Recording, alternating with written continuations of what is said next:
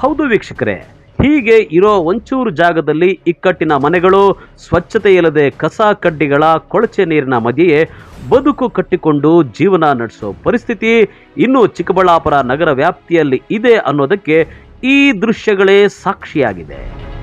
ಚಿಕ್ಕಬಳ್ಳಾಪುರ ನಗರದ ಅಂಬೇಡ್ಕರ್ ನಗರ ಮತ್ತು ಕಂದವಾರ ನಿರಾಶ್ರಿತ ಕೇಂದ್ರದ ಬಡಾವಣೆಯಲ್ಲಿ ಬದುಕ್ತಾ ಇರುವಂತಹ ಜನರ ಬದುಕು ಮೂರಾಬಟ್ಟೆಯಾಗಿದೆ.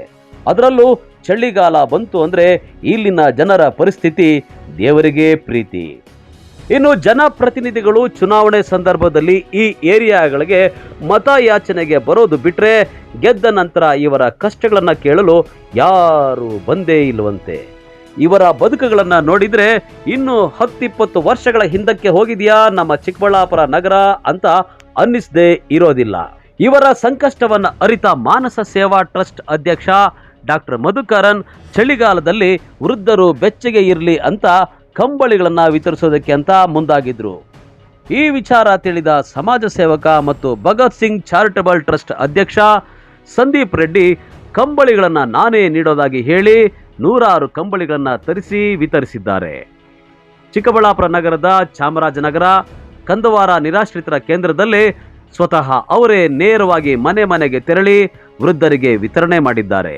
ಆದರೆ ಇಲ್ಲಿನ ನಿವಾಸಿಗಳು ವಾಸಿಸುವ ಜಾಗನ ವೀಕ್ಷಿಸಿ ಜಾಗತಿಕ ಮಟ್ಟದಲ್ಲಿ ಭಾರತ ಮುಂದೆ ಇದೆ, ಆದರೆ ಇಲ್ಲಿನ ಜನರು ಮಾತ್ರ ಒಪ್ಪತ್ತಿನ ಊಟಕ್ಕೂ ಪರದಾಡ್ತಾ ಇದ್ದಾರಲ್ಲ ಅಂತ ಸಂದೀಪ್ ರೆಡ್ಡಿ ಬೇಸರ ವ್ಯಕ್ತಪಡಿಸಿದ್ದಾರೆ.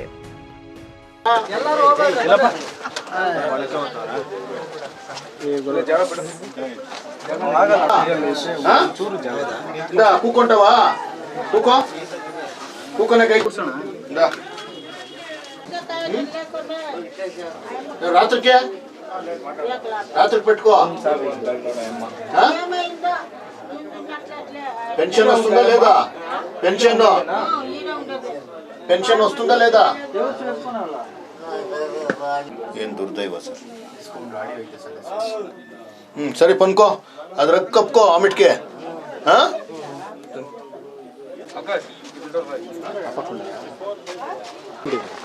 ಹೇಳ್ಕದಾ ಕಪ್ಕೋ ಬಾಗ.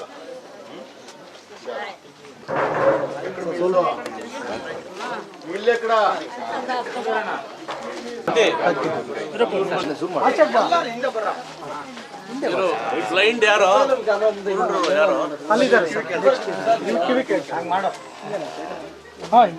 खाना मिल रहा है अम्मा? खाना डेली आ रहा है ना? खाना आ रहा है ना डेली? ಸೊ ಬೆಡ್ಶೀಟ್ ಕೊಡಬೇಕು ಅನ್ನೋ ಉದ್ದೇಶ ಬಂದಿದ್ದು ಆವಾಗಲೂ ಹೇಳಿದೆ ಡಾಕ್ಟರ್ ಮಧುಕರ್ ಸರಿಂದನೇ. ಅವರು ಏನಂದರೆ 2-3 ವರ್ಷದಿಂದನೂ ಸಹ ಸುಮಾರು 100 ಜನ ನಿರ್ಗತಿಕರಿಗೆ, ಅಶಕ್ತರಿಗೆ ಪ್ರತಿ ದಿವಸ 2 ಹೊತ್ತಿನ ಊಟನ ಅವ್ರ ಮನೆಗೆ ತಲುಪಿಸುವಂಥ ಕೆಲಸನ ಮಾಡ್ತಿದ್ದಾರೆ. ಅದನ್ನು ನನಗೆ ಗೊತ್ತಿತ್ತು.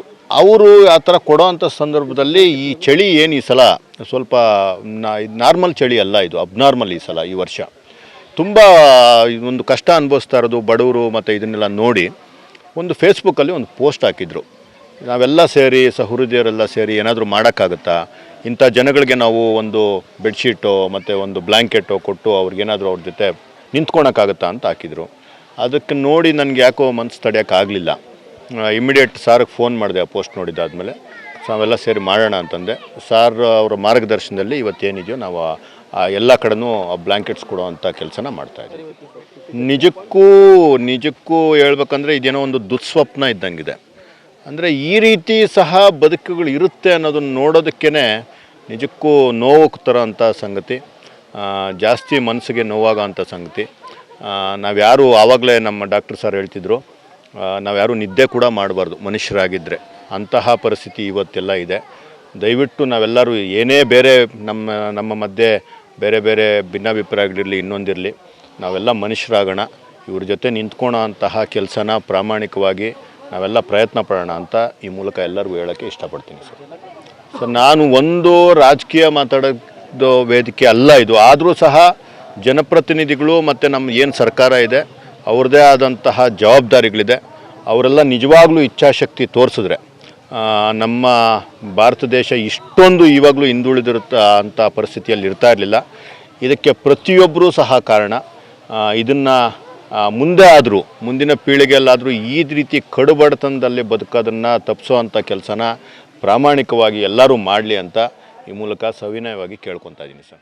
ಇನ್ನು ನಗರದ ಚಾಮರಾಜನಗರ ಮತ್ತು ಕಂದವಾರ ನಿರಾಶ್ರಿತರ ಕೇಂದ್ರದ ಬಡಾವಣೆಯಲ್ಲಿ ವಾಸಿಸ್ತಾ ಇರುವಂತಹ ಜನರಿಗೆ ಮೂಲಭೂತ ಸೌಕರ್ಯಗಳಿಂದ ವಂಚಿತರಾಗಿದ್ದಾರೆ. ಜನಪ್ರತಿನಿಧಿಗಳು, ನಗರಸಭೆ ಅಧಿಕಾರಿಗಳು ಮಾತ್ರ ಇವರ ಕಷ್ಟವನ್ನ ಕಂಡು ಕಾಣದಂತೆ ವರ್ತಿಸ್ತಾ ಇದ್ದಾರೆ. ಇನ್ನು ಒಪ್ಪತ್ತಿನ ಊಟಕ್ಕೂ ಪರದಾಡತೆ ಜೀವ ಕೈಯಲ್ಲಿ ಹಿಡ್ಕೊಂಡು ಬದುಕ್ತಾ ಇರೋಂಥ ಇವರಿಗೆ ಮಾನಸ ಟ್ರಸ್ಟ್ ಅಧ್ಯಕ್ಷ ಡಾಕ್ಟರ್ ಮಧುಕರನ್ ಅವರು ಹಲವು ತಿಂಗಳುಗಳಿಂದ ಈ ಪ್ರದೇಶದ ನಿರಾಶ್ರಿತರಿಗೆ ಮಧ್ಯಾಹ್ನದ ಊಟ ಉಚಿತವಾಗಿ ವಿತರಣೆ ಮಾಡಿಕೊಂಡು ಬರ್ತಾ ಇದ್ದಾರೆ.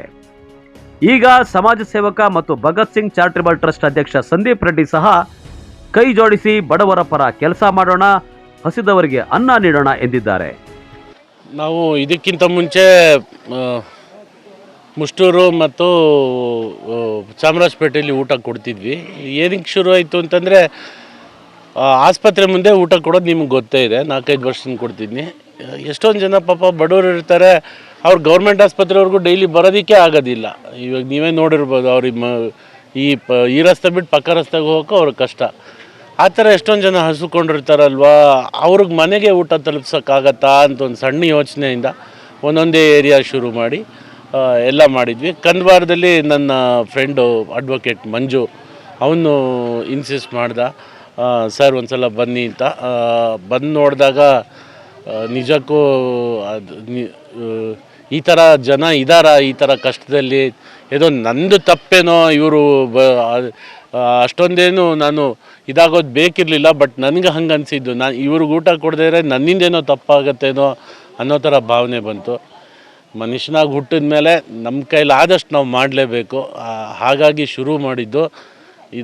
ಶುರು ಮಾಡಿದ್ಮೇಲೆ ಇಲ್ಲಿನ ಸ್ಥಳೀಯರೇ ಹೇಳ್ತಾ ಇದ್ದಾರೆ, ತುಂಬ ಒಳ್ಳೆಯದಾಗಿದೆ ಸರ್. ಅವ್ರಿಗೆ ಪಾಪ ಎಷ್ಟೊಂದು ಮನಸ್ಥಿತಿಗಳು ತಾವೇ ನೋಡಿದ್ದೀರ. ಅಲ್ಲಿ ನೆಲ ಅನ್ನೋದೇ ಇಲ್ಲ, ಬರೀ ಮಣ್ಣಿದೆ. ಇವತ್ತು ಬೆಳಗ್ಗೆನೂ 2 ಹಾವು, ದೊಡ್ಡ ದೊಡ್ಡ ಹಾವುಗಳನ್ನ ಹಿಡಿದಿದ್ರಂತೆ. ರಾತ್ರಿ ಮಲಗಿರುವಾಗ ಹಾವುಗಳು ಮನೆಗಳಿಗೆ ನುಗ್ಗಿದ್ರೆ ಎಷ್ಟೊಂದು ಜನ ಕಿವುಡ್ರು ಇದ್ದಾರೆ, ಎಷ್ಟೊಂದು ಜನ ಕಣ್ಣು ಕಾಣಿಸ್ತಾ ಇರೋರು ಇದ್ದಾರೆ. ತುಂಬ ಹೇಳ್ತಾ ಹೋದರೆ ಮುಗಿಯೋದೇ ಇಲ್ಲ. ವಸುದೈವ ಕುಟುಂಬಕಂ ಅಂತ ಹೇಳ್ತೀವಿ. ಅಂದರೆ ವಸುದೈವ ಕುಟುಂಬಕಂ ಅಂದರೆ ಇವರು ನಮ್ಮ ಕುಟುಂಬದವರೇ ಅಂತಲೇ ಅಲ್ವಾ ಅರ್ಥ. ನಾವೆಲ್ಲರೂ ಒಂದೇ ಅಂತ. ಒಂದೇ ಆದಮೇಲೆ ಎಲ್ಲಿ ಒಂದೇ ಆಗಿದ್ದೀವಿ ಹೇಳಿ? ನಮ್ಮ ಜೀವನ ಶೈಲಿಗೂ ಇವ್ರ ಶೈಲಿಗೂ ಎಲ್ಲಿ ತಾಳೆ ಇದೆ? ಸಂದೀಪ್ ರೆಡ್ಡಿ ಅವ್ರಿಗೆ ನನ್ನ ಮೇಲೆ ಒಂಥರ ಕುರುಡು ಪ್ರೀತಿ. ನಾನು ಹೇಳೋದನ್ನೆಲ್ಲ ಅವರು ಫೇಸ್ ವ್ಯಾಲ್ಯೂಗೆ ತೊಗೋತಾರೆ. ನಾನು ಬರೀ ಒಂದು ಪೋಸ್ಟ್ ಹಾಕಿದ್ದಷ್ಟೇ. ಇವತ್ತಿನ ಕಾರಣಕರ್ತರು ಅವರೇನೇ. ಈ ಥರ ಒಂದು ಸಹಾಯ ಮಾಡೋಣ, ನಿಮ್ಮ ಹತ್ರ ಇದ್ದರೆ ಬೆಡ್ಶೀಟ್ಸ್ ಕೊಡಿ ಅಂತ. ಸರ್ ಇಮ್ಮಿಡಿಯೇಟಾಗಿ ಫೋನ್ ಮಾಡಿ ಎಲ್ಲ ಬೆಡ್ಶೀಟ್ಸು ನಾನೇ ಕೊಡ್ತೀನಿ ಸರ್ ಅಂತ ವಾಲಂಟಿಯರ್ ಮಾಡಿದ್ರು. ಅಯ್ಯೋ ನೀವೇ ಕೊಟ್ಟರೆ ಸಂತೋಷ ಸರ್ ಅಂತ ಅವ್ರ ಜೊತೆ ನಾನು ಇವತ್ತು ಬಂದು ನೋಡಿ. ಒಟ್ಟಾರೆ ಚಾಮರಾಜನಗರ ಮತ್ತು ಕಂದವಾರ ನಿರಾಶ್ರಿತರ ಕೇಂದ್ರದ ಬಡಾವಣೆಯಲ್ಲಿ ಬದುಕ್ತಾ ಇರುವಂತಹ ಜನರ ಕಷ್ಟಗಳು ಸಾವಿರಾರಿವೆ. ಆದರೆ ಜನರ ಕಷ್ಟಗಳಿಗೆ ಸ್ಪಂದಿಸಬೇಕಾದ ಜನಪ್ರತಿನಿಧಿಗಳು, ಅಧಿಕಾರಿಗಳು ಮಾತ್ರ ಇತ್ತ ಗಮನ ಹರಿಸದೇ ಇರೋದು ವಿಪರ್ಯಾಸವೇ ಸರಿ. ಇನ್ನು ಈ ಇಬ್ಬರು ಸಮಾಜ ಸೇವಕರ ಕಾರ್ಯಕ್ಕೆ ಸಾರ್ವಜನಿಕ ವಲಯದಲ್ಲಿ ಪ್ರಶಂಸೆ ವ್ಯಕ್ತವಾಗಿದೆ. ಕ್ಯಾಮರಾಮನ್ ಪ್ರವೀಣ್ ಜೊತೆ ಕಳವಾರ ಅರುಣ್, MMTV ನ್ಯೂಸ್, ಚಿಕ್ಕಬಳ್ಳಾಪುರ.